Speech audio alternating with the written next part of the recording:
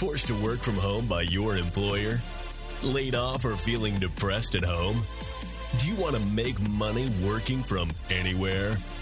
We'll show you how to do it from your couch. It's time for another episode of the Work From Home Show. Coming to you from their homes in Austin, Texas and Tampa, Florida, here are your hosts, Adam and Naresh.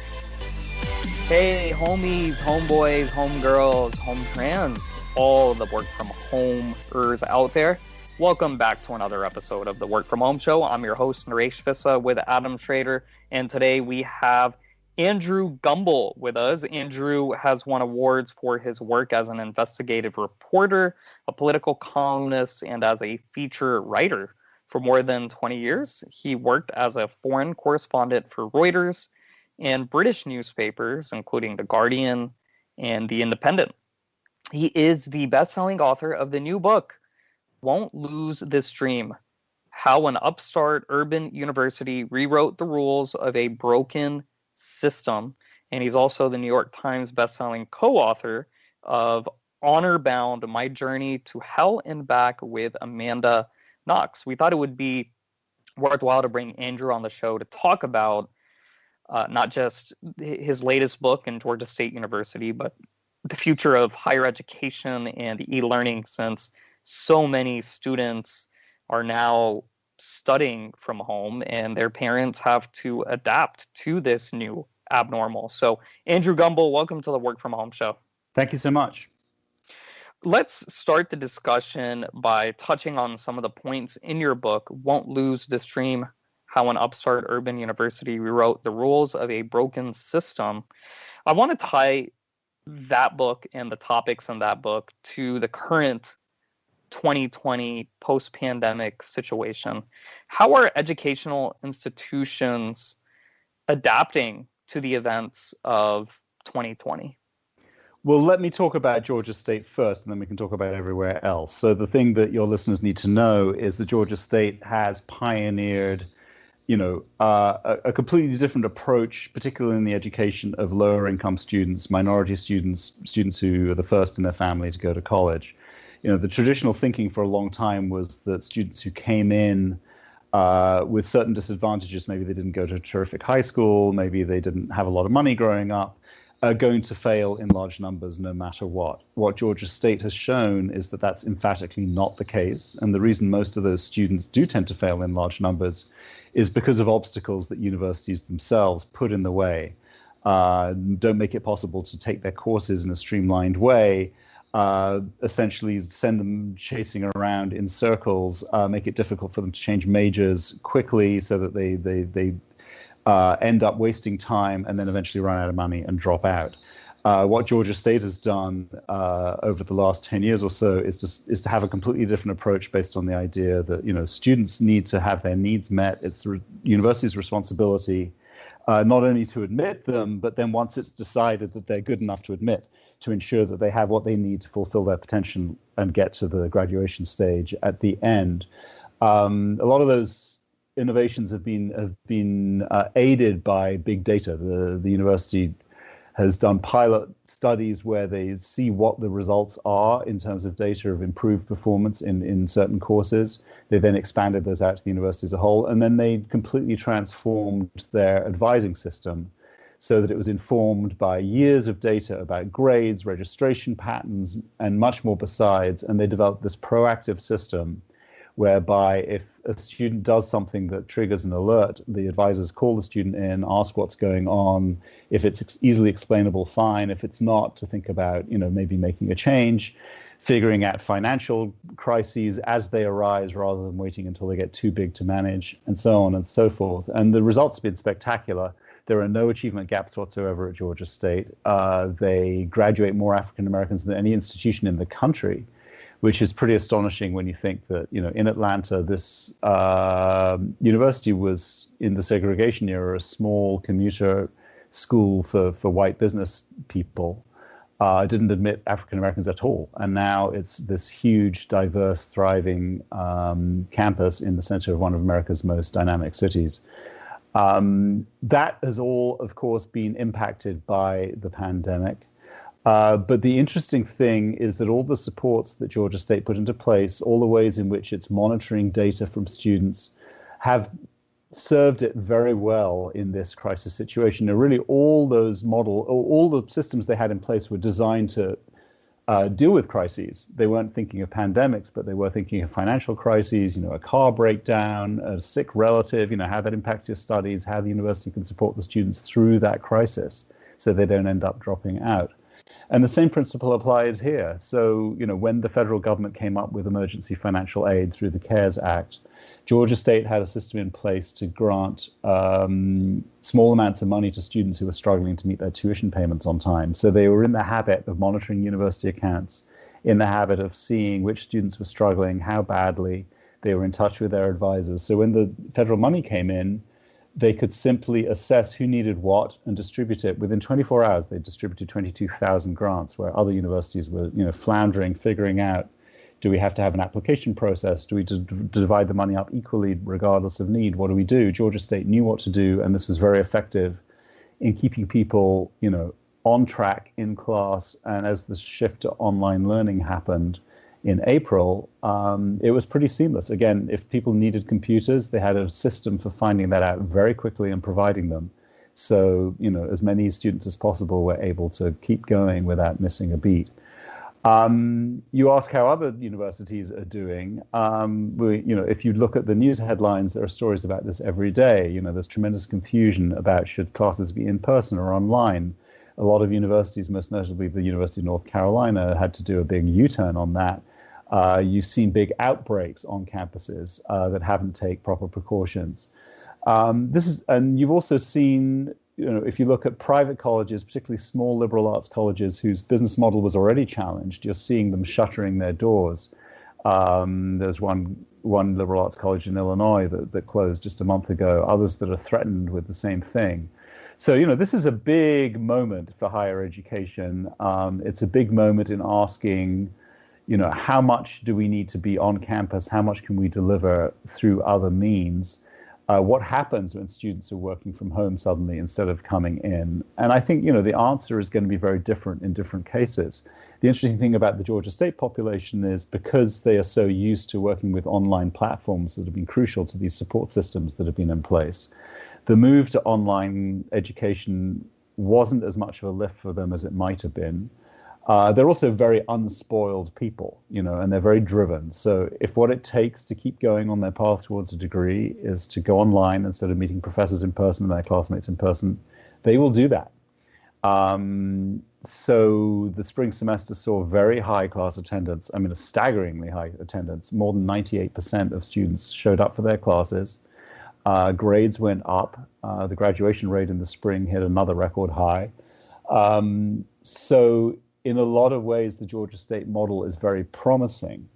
There are questions to which we do not know the answers. With the freshman class that's coming in, as of August 24th, when they started their fall semester, how do they adapt to the Georgia State model when they can't physically meet their classmates, can't physically meet their professors, can't immerse themselves in campus life the way they would have done, are not yet able to go into campus housing, or if they do, it's in, strictly socially distanced ways. The cafeterias aren't open. They can just pick up takeout food. These things are a very different kind of experience, and we don't know yet what the answer is as to how well that will work. Now, one of the things you mentioned was, colleges pumping kids until they're out of money. Now, we haven't seen a lot of colleges recently be decreasing their prices based on, even though kids can't come onto campus in a lot of cases. Do you expect tuitions to start dropping? And I don't know how much Georgia State, if they have a lower tuition because there's been a lot of online work, but do you expect tuitions to drop and potentially allowing more people to come to college for a cheaper entry point? That really goes outside my expertise to a large degree. As I'm sure there are colleges that have offered, discounts certainly where it comes to the non-tuition part of the fee, offering rebates for housing and all this kind of thing. Some of them have indeed offered, a modest discount on the education. But, what I can tell you is that, universities are being horribly squeezed by this pandemic. They have payroll to meet. They have, all these things that they want to keep intact for the day that everybody can come back to campus, and that's going to be a real struggle. The other thing I can tell you is that, in a context where paying $70,000 to go to a private college out of state, only to end up back in your parents' house online, is not a very attractive option to people right now. And if you look at a place like Georgia State, it's a state university. It's very cost effective. It's not expensive, especially if you live in state. They offer an excellent education. They win, awards for their undergraduate teaching. I think they're ranked 2 or 3 in the country by U.S. News and World Report for undergraduate teaching. So you get, relative to what else is on offer out there, a pretty good deal. And, if the pandemic lasts another year or two, and everybody has to think more carefully about, why are we going to college again? What's the guarantee that we're going to stay on campus? What does that campus experience give us exactly? Because we've been doing it this other way for a while now. Then I think you're going to see that public universities like Georgia State that can offer a lot of bang for your buck are going to be attractive not only to lower-income students, which is their core population now, but to other kinds of students too. If you come from a wealthy family in Georgia, you have the academic chops to go to an Ivy League school or to Duke or somewhere like that. Suddenly, that's going to look less attractive than just enrolling at Georgia State, staying in your parents' house, getting the basis of a really great education, and then in a couple of years you can decide. And then let's see what people do decide in a couple of years. Yeah, well, going back to Georgia State, how did you find out about this turnaround story? To me, it seems kind of random. Out of all the colleges and universities out there, did they have a PR person put together a story, or kind of how did you find out about it? So they have been very anxious, ever since they started this pioneering work to get the word out. And they've been very good at getting the word out within higher education. This story is well known on the university circuit. And Tim Rennick, their student success guru, spends probably 1/3 of the year in normal times on the road, talking to other institutions, and then another whole chunk of time inviting other institutions to Atlanta to see for themselves how it works and what they've done. So that kind of communication has always been a big part of it, partly because they really want other people to adopt the model because they believe fervently this is what's in their students' best interests. Where they have had, less impact relatively, although they've done pretty well in terms of getting to the Wall Street Journal and the New York Times, is having this story known, to a general audience. And I was picked by the publisher, actually. They came to me and said if I was interested because they wanted somebody who could tell this not as a story about educational outcomes with charts and acronyms and, all kinds of wonky stuff, but could really tell the story, both of, what it is like to be a lower income student and the kinds of choices you face and why this work that Georgia State has done is so crucial. And honestly, that was the part that I really loved the most, was getting to know these young people of really tremendous strength of spirit and determination and drive, and how they managed to overcome the most extraordinary obstacles, both from the background of their own families, but also, negotiating high school, getting into college, the things that arose, either to illustrate what it was that Georgia State needed to do next, that was part of the story, or to illustrate what it was that Georgia State did that made a crucial difference between them staying in and dropping out. So that was, a key part of it for me. And then also telling the story of how the university figured it out, because, this is not how universities typically run. Universities are very conservative places. They have a way of doing things. They believe it's all for the best. They're all very smart people. They don't like to be told that what they're doing is misguided.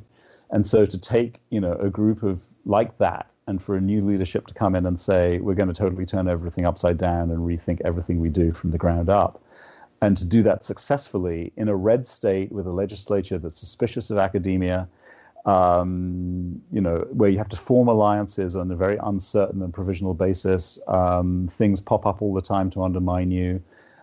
In a context where there wasn't a lot of money going around, because they did most of this stuff in the wake of the 2008 recession when state appropriations for higher education were going down.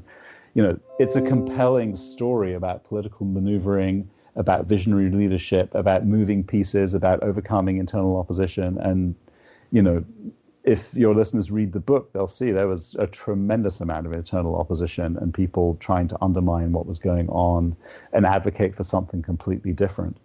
So it's sort of, you know, a story of political intrigue, of personal triumph over adversity. And for all those reasons, I loved writing it. And, you know, that's my hope, is that it's a very good read for a general reader too, who cares not just about education, but about racial equity, about income inequality. And, you know, this is an institution that is changing the world and making it possible for a new generation of Americans to look at things very differently from the way we have for the last 40, 50 years in terms of what we can expect from social mobility, what we can expect from those who are struggling at the lower end of the socioeconomic scale, and how far they can rise. So I understand why, like, you know, your big Ivy League schools, your private schools wouldn't really want to adopt what Georgia State's doing. But why do you think other public universities, I mean, a lot of them are seeing, you know, issues with, you know, you would think that they would want to be implementing this. Is it just hubris? Or, you know, what is it with public schools? It seems like it would benefit them so much. I know you're just saying that they're academics and they think they know best, but it would seem like if they looked at the data that they would be driven towards this model. Why do you think it hasn't really taken off? Well, you know, first let me talk about the sort of the degree of difficulty. You know, the one thing that has often been observed of academics is that, you know, the scientific method that they use in their research pursuits, they often forget to apply when it comes to their administrative jobs. This is not something that academics have been famous for, and that needs to change. And the other thing I think is that the system was set up to serve the elites. You know, there was an assumption that, you know, people who went to college probably had parents who went to college. A college education was useful for a certain strata of our society, but a lot of jobs did not require college educations. And that has now changed dramatically. As things stand, the estimate is that about 2/3 of all the jobs in the United States require some form of post-secondary qualification. So if you have a system that is failing to graduate huge numbers of people and not producing enough graduates with the requisite skills for the economy, then the country as a whole is in trouble. So there is pressure to change from the outside. And universities themselves, you ask, you know, why aren't they changing? Well, the fact is they know they have to, they want to. They've been very interested in what's going on at Georgia State. Where the difficulty lies, I think, is in getting all the pieces to move in the right direction at the same time. You know, some universities think, oh, you have this platform for your new proactive advising service. You know, let's go to the company that produces the platform and just buy it. And there are universities, I won't name them because I don't want to shame anybody, but there are universities who have spent a lot of money buying the advising platform from the Education Advisory Board, EAB. I think it's just known by its initials without the full spell out now. They bought it, they stuck it in a corner of an office and never actually installed it or used it. And as you know, the executive from EAB who helped Georgia State pioneer this dashboard platform, he said, you know, if you've got a leak in your sink, you know, I've got a brand new wrench. It's a really nice wrench. But if you don't know how to use the wrench, it's not going to help you with your leak. So there's some of that going on. And then there is, you know, the fact that you have to work really hard to make this work. And the hardest work is to collect data and to have all your ducks in a row so that when you want to make the case to faculty, to campus unions, to whoever the interest group is, that we need to change the way we do things. If you don't have the data that gives you a factual basis for arguing why it's going to work, then it's very easy for faculty or unions or whoever else to say, I don't think so. And that's been a big problem on a lot of campuses. The last thing I would say about this is, you know, in terms of what you can expect to happen, if you think about baseball and what Michael Lewis describes in Moneyball, you know, you come up with a brand new idea in any field, in this case baseball, there's going to be tremendous resistance. People think they know what they're doing. They don't like to be told that maybe they're not doing it right. But over time, you know, baseball went from a place where only one team was using new data technologies to assess players to one where it's all done as a matter of course now. The estimate is in higher education, it's probably going to go a little faster than that because the data technology is much better. And now with the pandemic, that concentrates a lot of people's minds. They're going to have to do something that makes university attractive. People aren't going to spend a lot of money to do online courses only to fail to graduate. They're just not going to do it. So things are going to have to shift, and Georgia State shows everybody the way. And they're going. Andrew Gumbel, thanks so much for coming on the Work From Home show. He has won many awards for his work as an investigative reporter. His latest book is called Won't Lose the Stream: How an Upstart Urban University Rewrote the Rules of a Broken System. The website is andrewgumbel.com. That's andrewgumbel.com. Andrew, I guess as a final question, do you have any parting thoughts that our listeners should know as far as the future of learning goes, e-learning, if college is even going to be necessary moving forward, the pandemic, or anything else you want to promote? I do. Well, first of all, I think university is absolutely going to be necessary for the reason I said that, that most of the jobs in our economy now require post-secondary skills. So it's absolutely essential. I think that's the first thing. I think, what the pandemic is going to hasten is an idea that you don't have to just have access to professors at Georgia State if you're at Georgia State, or professors at, Cal State Long Beach if you're in Long Beach, California. That you're probably going to move to a blended model where, to some degree, people campus experience they have locally or wherever they choose to go to school. But they can also, sign up to courses if they qualify, with professors who have in all kinds of fields at all kinds of institutions. And one thing that's been suggested to me is that we're going to see the emergence of sort of online learning centers that may or may not be under the umbrella of a university, but you go, and in that learning center, you can take a course at Harvard, you can take a course at Northwestern, you can take a course, with professors from all over. And I think the sort of the marketplace for college education is going to change quite a bit, and students are going to have to counterbalance what's the benefit of that personal interaction with a professor, if I'm even in a small enough class to have the benefit of that, because there are lots of universities where classes are too big for the students to really get to know their professors, versus getting an online course from this woman or this man whose work I absolutely love and I want to know everything about what they do. So I think I can foresee a future in which there's much greater flexibility, both in terms of pricing and in terms of access to professors, to courses, to fields of study. Again, also, if, the University of Georgia, I don't know if this is true, if let's say they can't support a major in African languages, but the University of Indiana, which I happen to know has a fantastic department for African languages, maybe if you're a public school kid from Georgia, you can still take that class in whichever African language interests you. So these possibilities, I think, will open up. And I think we will see a greater sophistication going forward in online tools to help learning. At the moment, they're pretty crude. I think, for the most part, students are better off in the classroom with the personal interaction with the professor, but that may not totally stay the same. And professors, rather than feeling threatened by that change, can be part of it and can be more creative and more innovative and maybe fill certain niches in different ways that will appeal to them because it will line up with their research interests. I think we're going to see that kind of change going forward quite a bit. AndrewGumbel.com. That's AndrewGumbel.com. He is, once again, the author of the new book, Won't Lose the Stream: How an Upstart Urban University Rewrote the Rules of a Broken System, and was a New York Times bestselling co-author of Honor Bound: My Journey to Hell and Back with Amanda Knox. Very prolific investigative reporter and writer, Andrew Gumbel. It's been a pleasure having you on our show. Thanks so much for joining us on the Work From Home show.